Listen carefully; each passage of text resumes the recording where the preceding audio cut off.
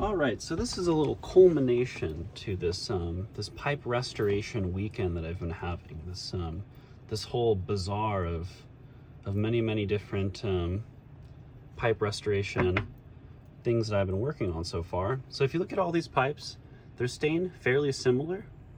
They have a very glossy finish.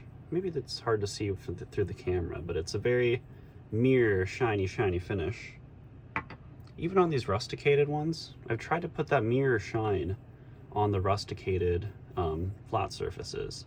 Obviously here, it's also this one too. So these are all estate pipes. My uncle found this one at an estate sale, I believe. Same thing with this one. It's a Spanish made pipe that's stamped lunar. This is a Dr. Graybo Royalton. They have these, I think it's like a black brass or some kind of metal stem, or sorry, tenon on the stem, but the stem itself is acrylic. I really should be putting my hand covering that whole thing, but putting my hand over the whole thing. So this one is a Graco pipe. It's a French made pipe. So it's made in France right here. Bruyère Garantie on the bottom there. And this used to be a completely different color. Maybe I'll include photos in this video of what these originally used to look like. But they were all, at one point, sanded down to just a raw briar color. This one's polished, but you know, obviously it's lighter colored when you sand them. And then I re-stained them myself. So I went through the process of first sanding, which I have these graded sandpapers. They go from like 240 grit all the way to 1000 grit. So sand all of them down. Same thing with the vulcanite stems. These stems were all pretty gross. So I was able to take these stems, not this stem though, this stem looked kind of okay, but had a little bit of chatter and stuff on it. So I was able to sand those down to, you know, so sand everything down to about a 600 grit. And then I polished it one time. And then it came back later with this leather dye, thinking, hey, like, why don't I just, you know, why don't I just dye these? Why don't I just put a stain on them? So I went and started messing around with the leather dye, and I found that if I mix the blue and the red in the right way, maybe add a little bit of black, I can get this purple color. It's almost like, I don't know, it's purple, I don't know what it is. It's just, I really like the color. It reminds me a lot of the, Peterson uses this like very red color. It's incredibly red. I mean, it's redder than this. Don't know how they get it to look this way. Maybe they add some yellow in it or something.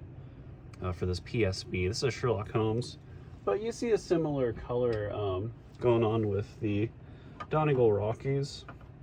Donegal Rocky also has this purple. It's like, I don't know what to call it. It's like a violet. It's a beautiful color, I think. But I wanted to get that really good mirror finish. And so, of course, these, although were sanded all the way down to just raw briar, and then I used this machine here, which is just an amazing machine. It's a jewelry buffer. You can get them on Amazon. They come with these pads, so I don't even have to buy these pads. It comes with this white diamond polishing compound, which is what I will use after I'm done with this polishing paper. All the different grits of this polishing pads, I guess is what you call them. But these start at 600. They go all the way to, what, 10,000 or something like that. And then after that, I use the white diamond on it.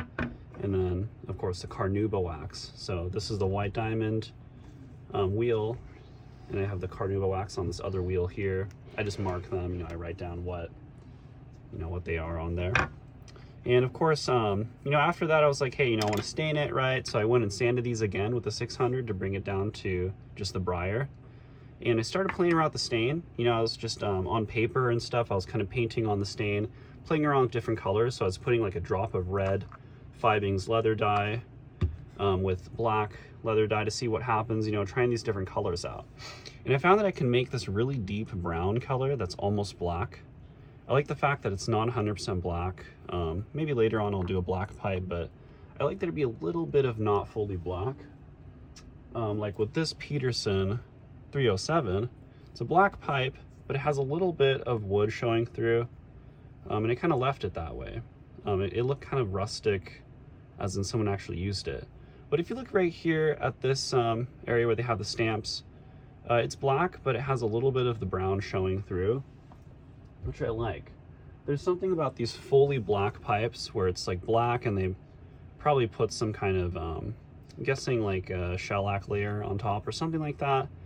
Yeah, they look good, but I don't know, there's something missing. Like, there's something about the briar itself that I want to show out a little bit, even if it's not an interesting grain. And I was a little bit inspired by this falcon. This too I've polished myself, so it comes pretty dull, and so I polished it with the white diamond, and then of course the carnauba wax to make it nice and shiny. But I do like how you can see the grain pattern. You can see the bird's eye here, and I think as you turn it, you see some flame, you see some straight, and then bird's eye on the other side. I think it looks really nice and interesting while still looking black. You know, it still has a black look to it, but it's a little bit less than that. So I want to try doing that, but maybe add a little more brown, or like a brownish color. And that's what I got on the top here of this Dr. Grable Royalton. These Royaltons usually, I think they just have a kind of reddish brown throughout the whole thing. But I don't know, it kind of makes it interestingly different than other ones. And I've basically gone, all these pipes, I've used the same, almost Peterson Rocky, Donegal Rocky-esque color throughout. I love this, like this purpley color. Don't know what exactly to call it. Purplish, reddish color. This too, this is a Pimpernel. It says Scarlet underneath it. It's a French-made pipe. And I got it from Blue Room Briars. And it had quite a bit of charring here at the rim. And it seemed a little bit like it was discolored, like it kind of had, I don't know, like maybe someone had buffed it a little bit funny. Maybe buffed off some of its actual stain. So I've kind of got it to a point where, I mean, I just started to sand it anyway. You know, I wanted to sand it anyway because right here at the place where the stem and the shank meet, it's kind of a bit of a bump. Like it seems kind of like this mouthpiece is maybe not the original mouthpiece. Kind of looks like it. So I had to go, and the original mouthpiece also was kind of bent a little bit off to the side. So it was almost like the tenon was a little bit warped or something. So I had to heat it up and kind of change it. I want to make it a little bit straighter too, so I heated it up with a torch, making sure I'm not burning it, and straightened it out a little bit. And then of course that means I'm going to have to go and sand it again. So I was like, you know what, I'm just going to go and sand the whole thing off completely and add this finish to it. So I once again have this simple, I mean this is just a simple reddish finish, but you can see that like this color is not this color. It's similar, but these two colors are the same. This color and that color is the same. This and this is the same. I don't know, interesting, fun stuff. I mean, these are just old pipes that probably have very little value. This is not a well-known brand at all. Lunar, Spanish brand. I don't think anybody knows of that. These Royaltons cost like maybe $45. You can get them brand new on different sites with shipping. What is it in tax? What does it make it? Maybe like $60 max. So it'll probably have a resale like 20 or something. I don't know. I guess we'll find out. I don't really know if they're actual Grabo collectors really. Even this Graco too. I don't know if it's really collectible now that I've basically destroyed its original look, but hopefully this is cool looking.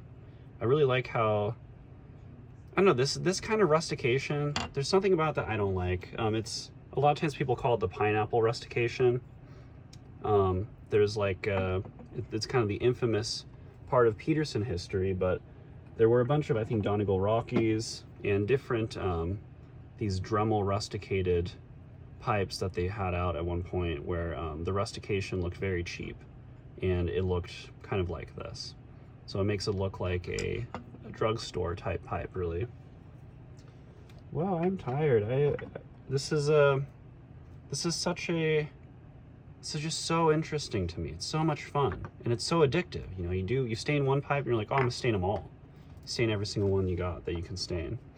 And I don't even know how I missed staining this one, because I probably would have done it. But I think with this one, this is my very first basket briar. It's an Aldo Villani, which is an Italian manufacturer who basically markets to the American market. And I think they just basically fill the stock of tobacco stores with these budget briars. But I mean, these things still sell for up to like $90.